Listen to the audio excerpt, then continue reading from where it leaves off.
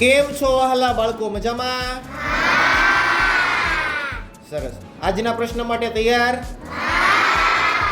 આજનો પ્રશ્ન તમારા માટે, પંચાયતી રાજની શરૂઆત સૌથી પહેલા કયા રાજ્યમાં થઈ હતી? પંચાયતી રાજની શરૂઆત સૌથી પહેલા કયા રાજ્યમાં થઈ હતી? બોલો અશ્વિનભાઈ. ગુજરાત. ગુજરાત ના બેટા, ખોટો જવાબ છે.